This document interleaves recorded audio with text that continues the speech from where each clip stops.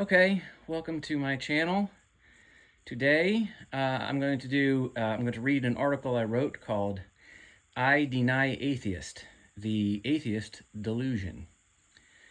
Now, as a prologue, let me say that the issue of the existence of God is a metaphysical one, and perhaps in some sense also a scientific one. Metaphysics and science are not necessarily the simplest of subjects, so I would say that with the risk of sounding pretentious, if complex thinking and relatively technical language is not your forte, then might I suggest that this video is not for you. Now, I know that the whole atheist, theist, does God exist debate in our culture here in the West has been reduced to basically bumper sticker ideas, common tropes. And while I understand why complex ideas are reduced to the level of like bumper sticker philosophy, because it kind of gets the masses on board with an idea, it's not really appropriate to actually truly understanding that idea. And when you're dealing with something like the existence of God, which again is a metaphysical issue and also perhaps a scientific one, it's relatively complex. And so to truly understand and answer the question, does God exist? Is there evidence for God?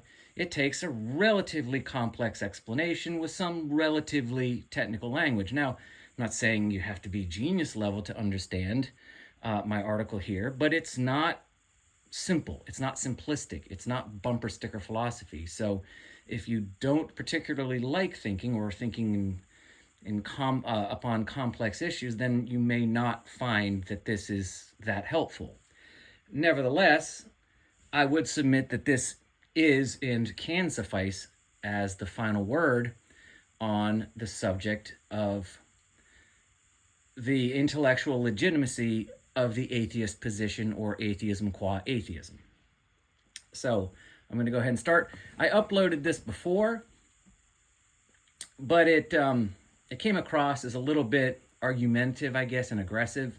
And I didn't like the tone, and it was not as clean as I wanted it to be, and it sounded a little less personal than I think an audience would appreciate. So I'm going to try to keep it a little bit lighter today, and so I don't, turn people off with like the tone. So, okay, disclaimer: the following should not be taken as a specific defense of theism. To take it as such would be unreasonable, okay? So I'm not arguing necessarily here that God does, in fact, exist and here's proof or whatever. The argument I'm making here is that atheism qua atheism is an intellectually illegitimate position and is invalid and irrelevant with respect to the issue of whether God does or doesn't exist. And I understand that atheists in some sense kind of understand this. They understand, they're not reticent to inform us that atheism is not a positive belief system. The problem, though, is that in order to tackle the issue of whether or not God exists and does there exist evidence for God, you simply cannot approach it from a null belief. And that's the point I'm going to make in this article. Okay, so here we go. I'll try to keep it clean, but bear with me. It shouldn't take too long. Okay, so this is a summary of my argument. The atheist is the atheist only up until the point where he requires the theist to bear the burden of proof, that is, to provide evidence for the existence of God.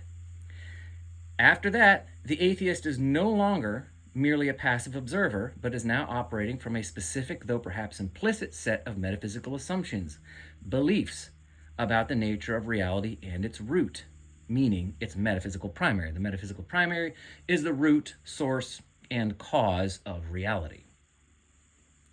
So this belief, this set of implicit metaphysical assumptions that come into play as soon as the atheist requires specific evidence for the existence of God, these assumptions necessarily inform his understanding of what exactly constitutes evidence.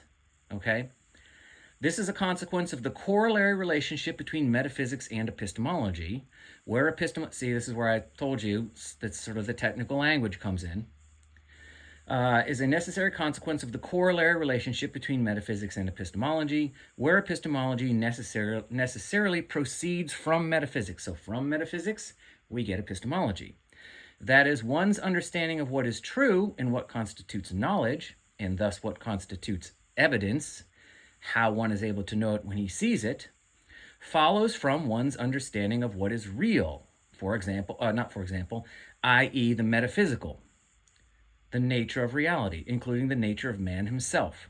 So, that is one's understanding, I'm going to say that again.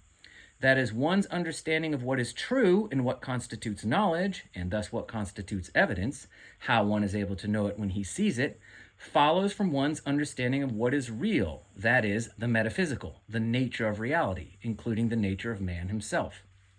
So from here on out, the atheist is operating not from a position of a null or disbelief from atheism, but as an active believer, one who is promoting a specific set of metaphysical principles which he accepts as valid and which preclude the existence of God. Okay, so he comes to the issue, once he starts asking for evidence, he has to have a frame of reference for evidence. So he has to have an interpretation of reality. That interpretation of reality, in other words, his metaphysical assumptions, must also preclude the existence of God. They must preclude the existence of a metaphysical primary. Okay? Still, he's an active believer. He just believes in metaphysics that don't imply a metaphysical primary or God. That's what the atheist is as soon as he enters into the debate, whereupon he is asking for specific evidence.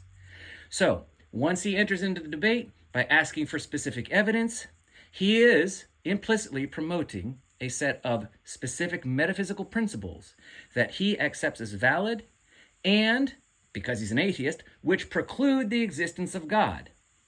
So this is what he believes in. He believes in metaphysics, but these metaphysics preclude or do not imply the existence of God. Okay? And as a believer, he, like the theist, is obligated to defend his beliefs. The debate between the atheist and the theist is not really about evidence for God, or the lack thereof. For this makes the debate purely a redundant exercise where evidence, quote unquote, is presented by the theist to a mere passive observer, the atheist, having nothing to do with the real issue, the metaphysics. Okay, and the reason why the real issue is the metaphysics or is a metaphysical issue is because God is specifically, by definition, a metaphysical proposition. Now, I know people are going to be tempted to stop here if they haven't already. You have to listen to my whole argument. You can't just stop here and go, oh, he's wrong. No, I've already debunked it. No, because this is leading somewhere. And the where it's leading is the conclusion. So if you stop now, if you don't listen all the way through, then you're going to go off believing a lie, believing that you know what I'm saying and you know that I'm wrong or right without actually hearing the conclusion. You don't know how a story ends until you read it all the way through. I mean, you just don't. You can't know. You can think you do. You can assume, but you can't know. So I would encourage you, if you've come this far, to listen to the rest. Okay. So, the debate is really between different metaphysical interpretations of reality and its root, meaning its cause, the source, the metaphysical primary. And thus, the quote-unquote winner of the debate is not he who can provide sufficient evidence, the theist, or he who has not been provided sufficient evidence, the atheist, but rather he who possesses the most rational interpretation of reality. That is, he who possesses the superior metaphysics. The superior, more rational, rationally consistent metaphysical interpretation of reality. And interpretations of reality have to be metaphysical. They cannot be scientific. And I have another article, a much shorter one, that I'm going to upload after this one that explains why that is. Okay, now this is the body of my argument. That's the summary. So the argument's not about whether sufficient evidence can be provided to the atheist or not. It's really about which believer possesses the most rational or the rational interpretation of reality, metaphysical interpretation of reality. Now, here's the body of my argument. The following is a classic. Now, this is from a comment. I got a comment on a video I've since deleted because it was messy and I didn't like it, but this is a comment I got where I left the comments up. And so I got this comment, and this is the kind of comment I get from atheists typically. 80% of the time they just insult me and mock me. The other 20, I'll get something like this, and this is one of those. The following is a classic example of poisoning the well, and is why the comments section of any video I upload criticizing atheism must be disabled. On my previous video entitled Atheism, Twice the Son of Intellectual Hell, that video is not up anymore, so disregard it. I was left a comment.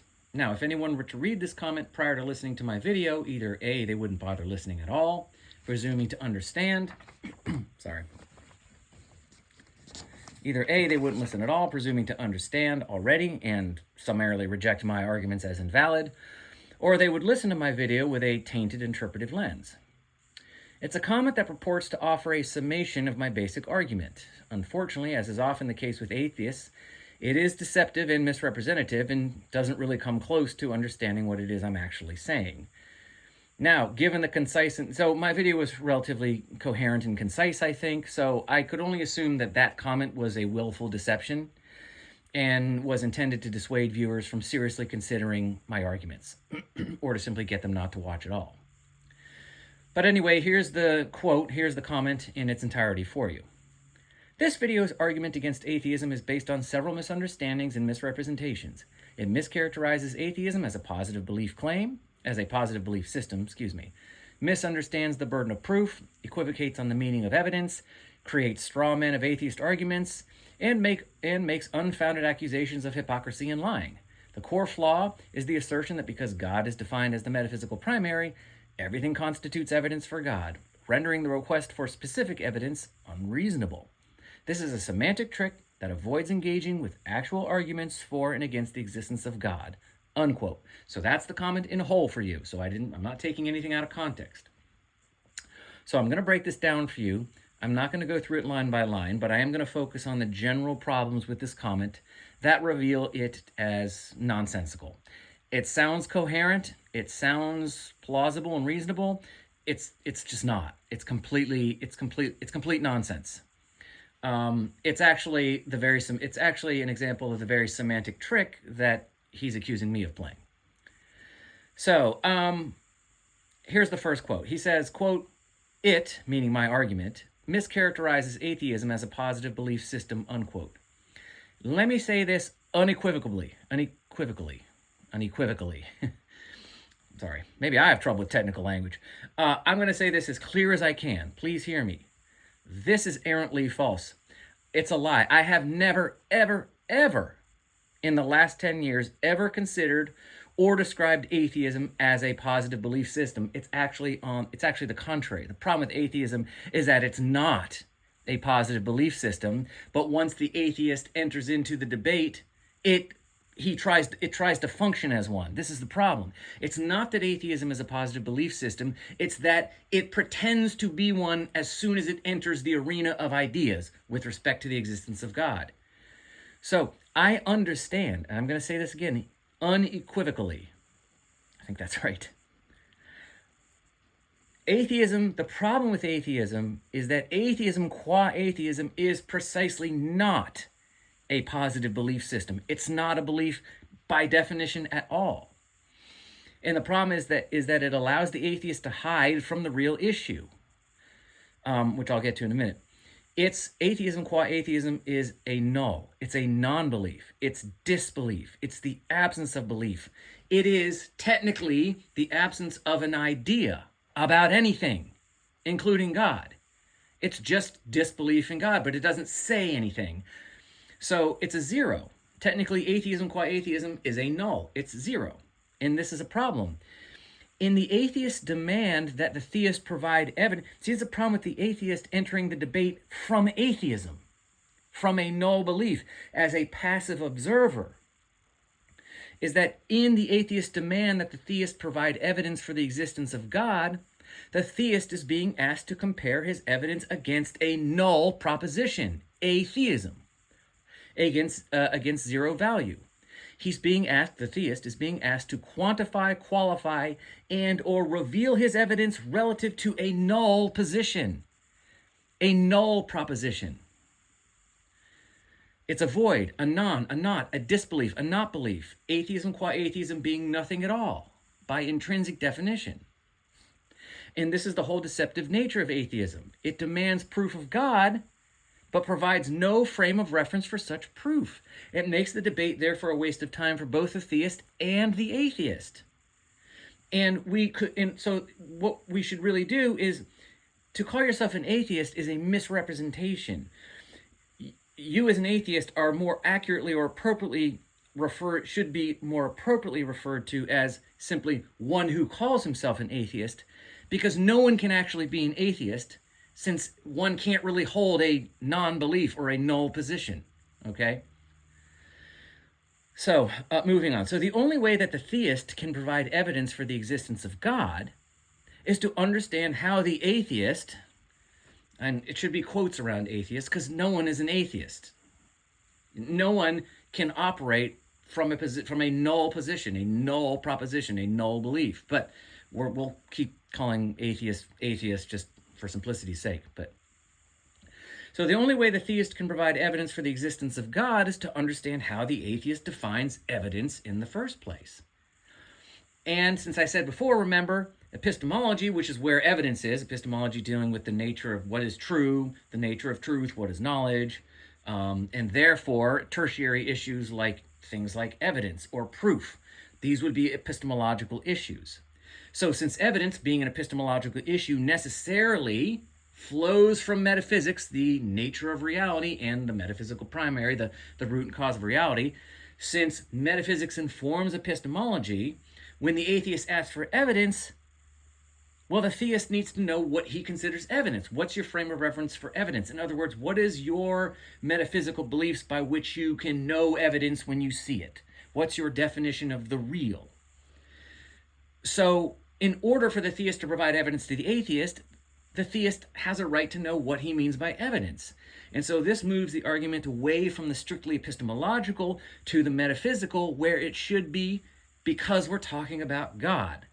And God is specifically a metaphysical proposition. But the problem with atheism, and the reason why they hamstring themselves, see, they think they win this debate, but they only win because they're deceiving themselves and or deceiving the theist, the unwitting theist that gets into a quote-unquote debate with an atheist who's arguing from atheism. The atheist simply cannot allow the debate to be moved. I don't know why this is still... Sorry. The atheist simply cannot allow the debate to be moved to the metaphysical, again, its proper place. Because, again, in the metaphysical, the atheist would be forced to present and defend an actual belief. And this would rob him of his ability to argue from his null position. See, the strength or the false position of power, the false strength of the atheist, he thinks, or the strength of the atheist, the advantage he thinks is that he's arguing from a null position, his atheism.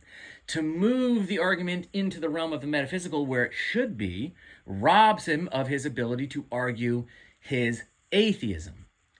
Because atheism only works if you're a passive observer, if you're starting from epistemology, if you're starting from a definition of proof and evidence which is implicit, in which both you and the theist a priori accept as rational, meaning in order for the theist to engage in a debate with the atheist on the atheist terms from his position of his null belief, the theist has to concede a priori the atheist definition of proof and evidence, which is never explained because the debate never starts in the metaphysical where it should. It starts in epistemology, where the atheist sits there from a position of a passive observer wanting to be shown evidence, wanting evidence to be dictated to him. This can't work, and I'll explain why. So to move the debate into the metaphysical robs the atheist from his ability to argue from his null position, his atheism, meaning it robs him of his ability to obligate the theist to bear the burden of proof for his positive claim that God exists. So the atheist is going to sit there from his null position as a passive observer, and he's going to insist that the burden of proof be on the theist. Now, proof and evidence is defined according to the atheist's own implicit, but never stated and never intellectually defended in the debate, yet nevertheless a priori metaphysical position, meaning the atheist's own implicit, positive metaphysical beliefs. the very thing which gives him a frame of reference for what he considers evidence. He never has to argue that, because in the debate, he's just a passive observer. This is unfair, it's bad faith, and it's irrational. So the atheist comes to the debate with a positive belief claim, his own implicit metaphysics, that he never actually has to defend, because somehow he's able to offload the burden of proof to the theist. Now, when I say the atheist enters the realm of the debate with his own positive belief claim, what do I mean? Well, generally, and I'm not saying this is true for you if you're listening, but generally speaking, in my experience, most atheists, their implicit metaphysics have something to do with some kind of scientific determinism. The laws of physics, the laws of nature, the processes of natural evolution, the mathematical universe. These are the roots. These are the sum and substance of reality, and its cause and its root and its fundamental efficacy, I suppose you could say. And I'm just giving you an example of what some of the implicit metaphysical beliefs of the atheist are. You know, the laws of physics, the laws of nature, the process of natural evolution, the mathematical universe. Atheists are technically to look at these as not metaphysical, but scientific. But they're not. The laws of physics, qua the laws of physics, are ineffable. They're not material. They're transcendent. You can't see them. You can't quantify them. You can't qualify. I mean, you can organize them into equations, but you can't qualify them. You can't see them. I can't show you the laws of physics specifically. You can see maybe their effects, but the laws themselves are ineffable. They're transcendent, right? So they are metaphysical in and of themselves. They're metaphysical. You can always see, you know, the thing is, like with the laws of nature, the mathematical universe, you can always see the effects, but you can't actually see the thing that's causing the effects, right? That's why scientific determinism is metaphysical. It's religious in nature. It just is. It's not scientific. You can't specifically show me a law of physics any more than the theist can show you God qua God. There's a reason for that, because the nature of these things, God, and in the atheist case, for example, perhaps the laws of nature, these things represent fundamentally the metaphysical primary. And there's a reason why there's no such thing as specific evidence for the metaphysical primary. And I'm going to explain that. There's no specific evidence possible no one can show you specific evidence for the metaphysical primary. It's impossible. Whether you're the quote-unquote atheist who believes in the laws of nature or the mathematical universe or the processes of evolution or whatever, or you're the theist who believes in the causal power of God. In neither case is it possible to show specific evidence that what you believe the nature of reality constitutes fundamentally in its metaphysical primary is actually so. There's no such thing as specific evidence possible for a metaphysical primary, and I'm going to explain why. But I got to get there first. The atheist's power, he believes, is that he is not the one asserting the positive belief claim, and thus does not bear the burden of proof. In fact, he bears no burden at all beyond that of being simply a passive observer. Yet the atheist does, in fact, bear the responsibility for defining what he means by evidence. And again, like I said, since epistemology, which is evidence, is an epistemological subject, since epistemology follows from metaphysics, the atheist has to define the metaphysics by which he understands evidence. Okay? So, blah, blah, blah. So, okay, and this is because the theist can rightly assume, so the atheist goes, I want to see evidence. I want specific evidence. Now, the theist can rightly assume that the atheist will interpret any evidence for God from the atheist's own implicit metaphysical assumptions. And therefore, the theist has the right to know precisely just what these assumptions are and should be allowed to cross-examine them for rational consistency, just as the atheist has a right to examine those of the theist. So if your understanding of what constitutes evidence is based on a reality that's governed by the laws of physics, the theist has the right to ask you to intellectually defend the laws of physics as a rational metaphysic, metaphysical explanation for reality, and as a rational metaphysical primary. So here we can deduce that the debate is not actually about whether or not there exists sufficient evidence for God, but rather, does God represent the more rational metaphysical proposition or not?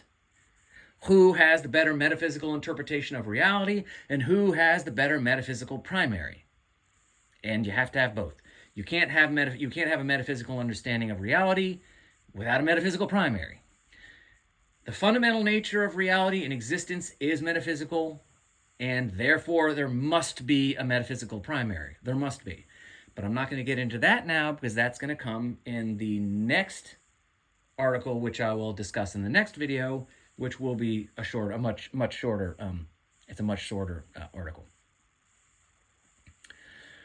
Okay, so atheism is a null, but once the atheist requires proof of God, he's no longer arguing from a negative belief, but from an implicit positive belief claim, meaning his own metaphysical assumptions, his own beliefs about the nature of reality. So to summarize this point, the only way to know why the atheist does not believe in God, and thus the only way to know what he means by evidence, is to understand the metaphysical assumptions he, the atheist, holds, which preclude God as a metaphysical proposition and the metaphysical primary. And the only way for this to happen is for the atheist to drop the atheism and articulate his belief. So the only way the theist can know what the theist can know what the atheist means by evidence is if the theist understands the atheist's own implicit metaphysical interpretation of reality. And the only way for this to happen is for the atheist to stop being an atheist and actually function as a believer, which is his obligation once he enters into debate, once he asks the question, once he demands proof. Okay? All right, now this, so the next quote from this, the next quote I want to go over from this comment I got is, quote, "The core flaw is the assertion that because God is defined as the metaphysical primary, everything constitutes evidence for God, rendering the request for specific evidence for God unreasonable. This is a semantic trick." Okay, I'm going to stop there. No, it's not. It is not. God is the metaphysical primary. If you are a theist, at least in the big three religions, which are the most common targets of the atheist in the West, then God is, by definition, the cause of reality. He's the Alpha and Omega. He's the beginning and the end. He is the root and the creator. He is the metaphysical primary. It's not an assertion. It's not a trick. It's the very nature of the thing in which you say you disbelieve. I'm not the one doing the semantic trick. He's the one doing the semantic trick. He's denying the fact that this is what God represents. And he's trying to pretend like it's not. It is. In the big three religions, at least, that's what God is. He is the metaphysical primary. He is the creator. Every single one of every single person that belongs to any denomination in any of the big three religions will tell you this. That's what God is. He is the creator. He is the source and root of reality. He is the cause. It's not an assertion. If you believe in God, if you are a theist, then this is what God represents. He is the metaphysical primary. I'm not pulling this out of my ear. And this means, because that's what, if the metaphysical primary is the cause and the root source of all of reality, sorry if there's some background noise sorry.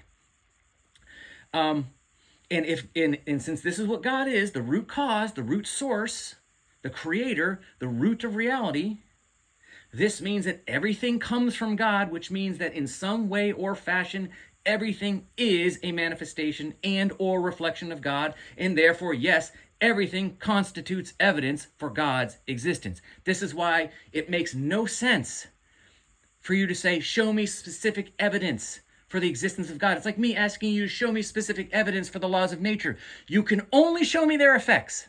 You can't show me the law qua the law. It's crazy.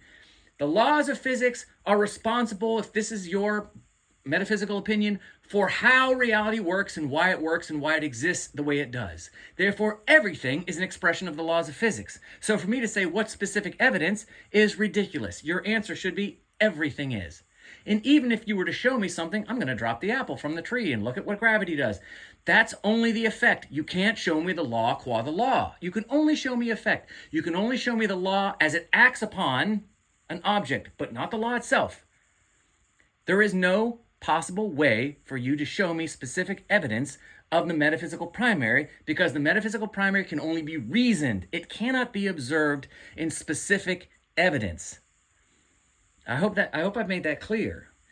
And I'm sorry, if you don't understand that the laws of physics, qua the laws of physics, do not exist in a tangible, observable way in and of themselves, just like God wouldn't. Because they are, by definition, the metaphysical primary. They are transcendent. They are everywhere and everything. They are in everything, and there's no real observable distinction, okay? So everything, going back to God, represents, constitutes evidence for the existence of God. So to ask for specific evidence is nonsensical. And if you understood that in which you say you disbelieve, you wouldn't ask that question. I'm sorry if you don't like this. I'm sorry if this throws a monkey wrench into your winning of the debate, quote unquote. I don't know what to tell you. It's a fact. And if this is going to wreck your ability to win the debate as an atheist or whatever, then you shouldn't enter into the debate, because there's no answer to that question. There's no point in having a debate if you can't accept that God's the metaphysical primary. You're now the one being unreasonable. So, if the atheist understood what it is he claims to disbelieve, he would thus understand the irrationality of asking the theist to provide specific evidence, and would accept the fact that the debate must occur at the level of the metaphysics and can only occur there. It can only occur at the level of the metaphysics. The metaphysical primary and the metaphysical nature of reality can only be reasoned. It cannot be observed from the frame of reference of the observer, because the metaphysical nature of reality includes the observer, which means it includes you qua you. So if you're real and you exist, okay, then the metaphysics, the metaphysical primary, the metaphysics, the underlying root of reality encompasses everything. It can't be specifically observed as distinct from the observer. It can only be reasoned. And where do you reason? You have to reason at the level of the metaphysics. Okay? So that's why the debate is really about who has the better the more rationally consistent metaphysical interpretation of reality. Okay, so as I said before, the debate's not about the lack or presence of evidence, blah, blah, blah, blah, blah. And right. And so this is why the atheist doesn't like to drop the atheism, the null position, the role of the passive observer. Because it would rob him of the one ace he believes he possesses, that he can obligate the theist to bear the burden of proof. It doesn't work that way. And the atheist won't do this because, in my experience, atheists are, above all, ideologues of the same type that of the theist that they claim to disagree with.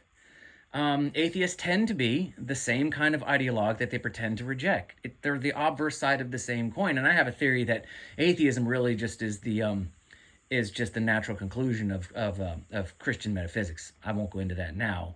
But if you understood Christian metaphysics, you would understand that the only real conclusion to Christian metaphysics, Christian, quote-unquote, doctrinally sound metaphysics, the only rational conclusion is that God doesn't exist. I know that might sound crazy. I don't mean it to be. I don't want to spin off down a rabbit trail here, so I won't go into it. But the metaphysics, the implicit metaphysics of most Christian denominations, according to their own sort of doctrinal interpretation of the religion, really can only conclude with one thing, and that's atheism. I won't go into that now. I myself am a Christian, but I have since left any kind of particular denomination or any specific Western church. I don't talk about Eastern Orthodox because I don't know much about it. But specifically because the doctrinal interpretation of the scriptures was rationally inconsistent all over the place, and the metaphysics were a mess. And what I should say here is that, look, atheists aren't wrong, therefore, to question, like, the church.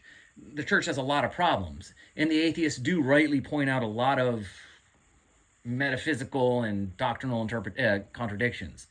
So I understand why atheists who were once Christians are now atheists. I get it. But unfortunately, it's kind of just a lateral move. You're just sort of the foregone conclusion of the contradictions that you pretended to hate, that you hate, because you intrinsically have the same ones, unfortunately. You didn't actually really escape the real problem, is what I'm saying. You might think you did, but you didn't. So finally, let me just end with this. The very thing the atheist believes is his primary advantage, his position from a null belief, and thus representing simply the mere passive observer, is the very thing that relegates atheism qua atheism to the dustbin of outright irrelevancy. You see, the atheist thinks that by being a mere passive observer, which is impossible, means that the theist, the one making the, quote, positive belief claim, unquote, is the one who bears the burden of proof. But being merely passive and coming to the issue of the existence of God, entering the debate, as I said before, entering the arena of ideas,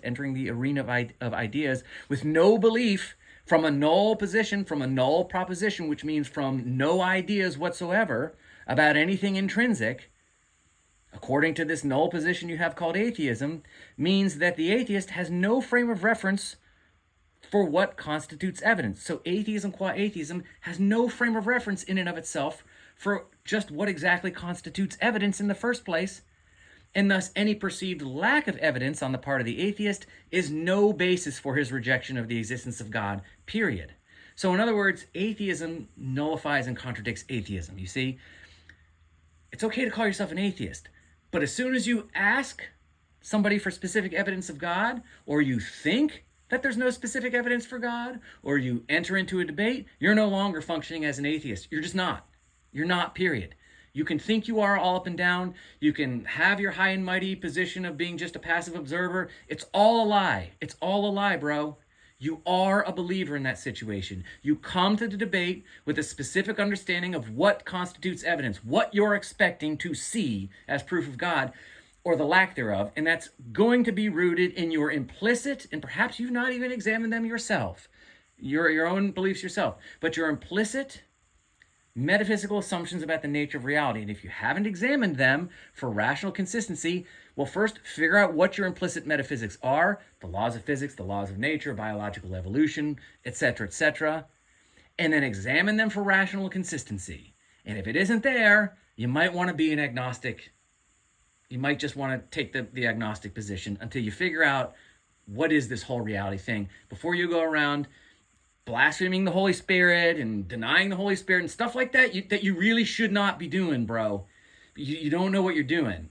I mean, I'm not saying that it's putting your spirit in danger or anything like that, but if you understood what the Holy Spirit represents, the Holy Spirit simply represents a rational interpretive lens for reality. If you fundamentally reject the Holy Spirit and you're committed to that, you're going to reject a rational understanding of reality, and you're going to die an ideologue. And that's not going to be good for you, because the consciousness is a singularity. I mean, your frame of reference is your conscious existence. I'm getting sidetracked down a rabbit hole. I'm just saying, so before you go around, thinking that you've got it all figured out and it's right, and you're going to go around doing all this kind of, hey man, I'm not even afraid of blaspheming the Holy Spirit.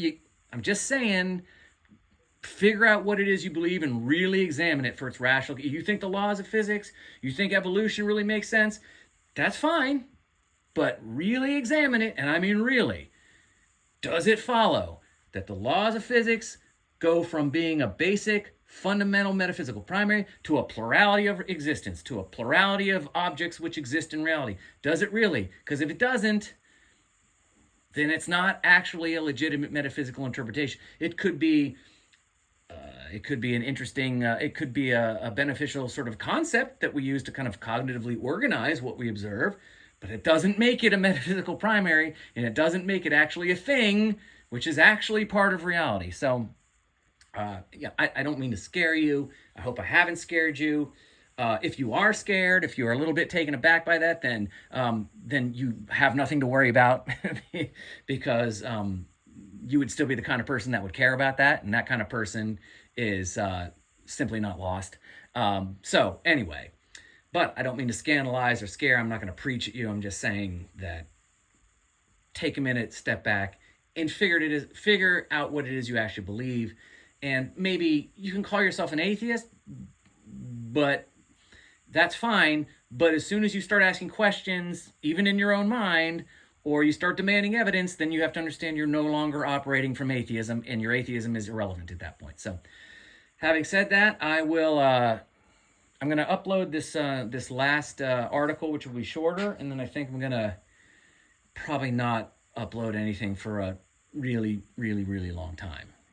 So anyway, unless there's some reason to upload anything. But judging by the numbers, there just isn't. And it's way too much time and energy goes into writing these articles and developing these ideas and these arguments for me to do it for no views. I already know the stuff. So if nobody else is interested or I can't get an audience. And of course, that is my fault, but I just can't. It's too much. So I got one more thing to do, and then I'm going to pack it in. I'll leave everything up, but I think I'll be called a day. So obviously, comments will have to be closed on this, because if not, then I don't want people reading a comment and then not bothering to watch the video because, oh, I read the comment and I understand this guy's full of crap, so there's no reason to watch it. So can't have that. So comments, unfortunately, will be closed. But anyway, I hope you find this interesting. If so, yeah, great. That would be wonderful. All right, well, having said that, until I talk at you later, have a great rest of the day, and yeah, see you later. Bye.